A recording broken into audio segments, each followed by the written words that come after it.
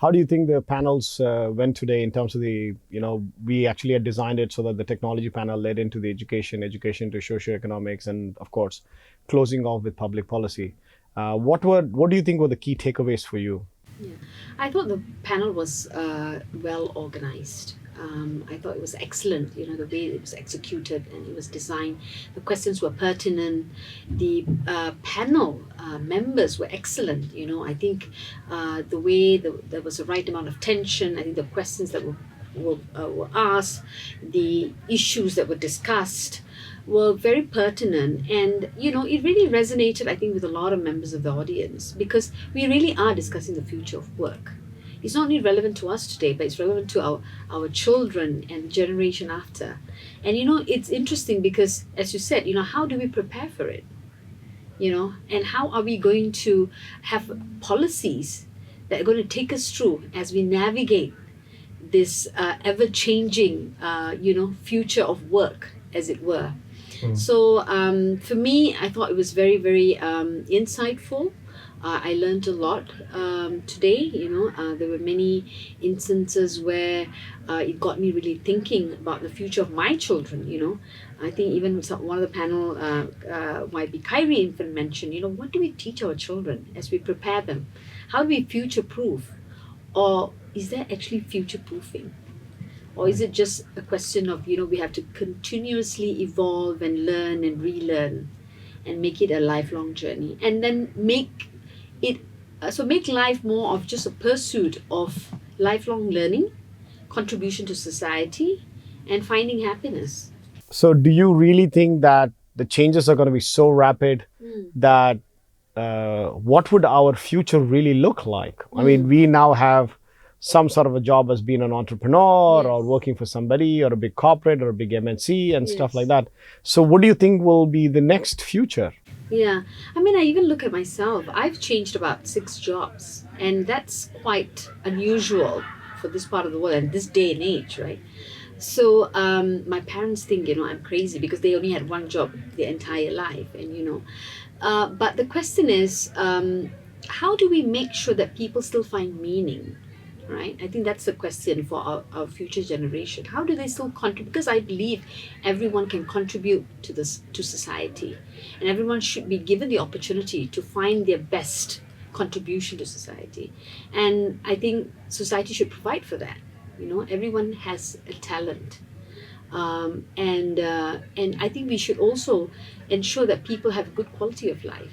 We're making so much advances in healthcare, in the financial space and all that. But actually, what is the fundamentally, what do we want as a society? So what do you think would be the main takeaways from this conference, and how are you future-proofing your own career and life? Yeah, so I think the key for me has been always constantly adapting, constantly learning, constantly being curious. I started as a consultant. Now I'm looking at digital assets, and I studied something totally different.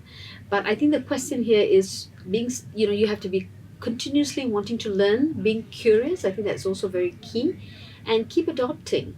But also that doesn't mean but I think as a society, we should also think that not everyone has the luxury to do that or the privilege. Right. So how do we still ensure that, all of us can progress as a society? I think the biggest questions for me, we spoke about future of work, but really it's intertwined with giving people dignity. We should really be ending poverty. We have made so much advances in so many fields, but there's still poverty, there's still famine in some parts of the world. It's totally, it's a paradox which you cannot, comprehend. How is that, how do we go there? Right. So I think for me, future of work is actually so that I believe everybody has a special talent and everybody can contribute. Is us as society being enabling people to do that, find meaning and finding joy and bringing that together. It's not just going to be slave labor anymore. I think this concept of people, getting just workhorses, I think is no longer relevant. So when you say slave labor, does that mean that because of the imbalance in the society where extreme rich are getting extreme rich and the poor are getting poor, are we going back in age, or are we really reaching a point of singularity where everything sort of tips over? Yeah. Yeah, I think that's an interesting question because it's just not the rich are getting richer, obviously, right? I think because I think it's a function of the capitalist society, right? And I think that's one that's we are all embracing at the moment. And there's nothing wrong with that, right? Because that's how we have progressed as a society. And some of the things, some of the benefits are very useful. And I think, we are beneficents of those progress, right? And you can't take that away from a capitalist society. However, I think the question here is how do we ensure that whatever progress we're making, we bring as many people into it, right?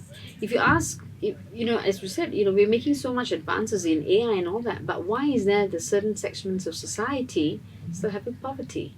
And I eventually I think there'll be a point of convergence because as more people, start to ask the questions, today I think the key thing was people want to find meaning in their work, right? As more people converge their personal aspirations together with their professional aspirations, then you see more of that kind of empathy. I think there was more kind of understanding of what could be our shared future. So does that mean that because of automation and robotics, we can actually do more work with the humans and do more, take care of the society, rebuild the society and stuff like that? Yes, I do believe that. I do believe that, you see, I think because of how we have evolved, the Industrial Revolution meant, we needed a lot of people to work in factories. So, of course, the education interventions was that to support that, right? So, that, obviously, we were all, not so much our generation, but I think the generation before that, right? People were designed so that they can work in a manufacturing environment. But I think that's no longer so relevant anymore. Right. So I think that's I hope that's the hope for the future. So what's the one key takeaway? I think my key takeaway is we should progress. Progress is good. It's just that we should enable a better way to enjoy that progress. Right. And don't be scared of technology. I think it's only going to make life better. All right, that's great. Yeah. Thank you so much. Thank you so much. Thank you. Thank you.